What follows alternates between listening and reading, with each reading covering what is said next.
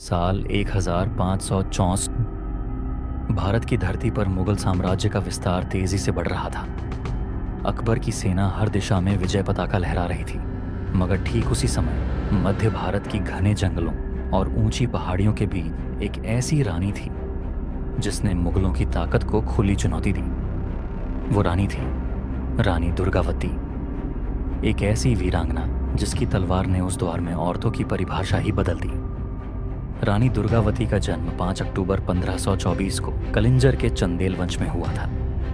उनके पिता राजा कीर्ति सिंह चंदेल एक वीर योद्धा थे, जिन्होंने दुर्गावती को केवल एक राजकुमारी नहीं बल्कि एक क्षत्राणी की तरह पाला। दुर्गावती ने युद्ध कौशल, राजनीति और प्रशासन की गहरी शिक्षा ली। वो घुड़सवारी, तीरंदाजी और तलवारबाजी में इतनी निपुण थीं कि अक्सर राज दरबार में उन्हें दुर्गा का अवतार कहा जाता था। कालांतर में रानी दुर्गावती का विवाह गोंड राजवंश के शक्तिशाली राजा दलपत शाह से हुआ।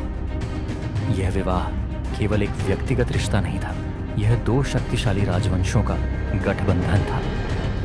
विवाह के कुछ ही वर्षों बाद राजा दलपत शाह का निधन हो गया। उस समय रानी दुर्गावती मात्र 23 वर्ष की थीं।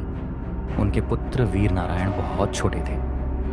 राज्य की जिम्मेदारी रानी के कंधों पर आ गई, मगर इस युवा रानी ने न केवल राज्य को संभाला बल्कि उसे समृद्धि की ओर अग्रसर किया। उन्होंने किसानों के लिए भूमि सुधार किए, व्यापार को बढ़ावा दिया और एक शक्तिशाली प्रशासनिक ढांचा खड़ा किया। लेकिन रानी की लोकप्रियता और उनका स्वतंत्र शासन जल्द ही मुगलों की आंखों में खटकने लगा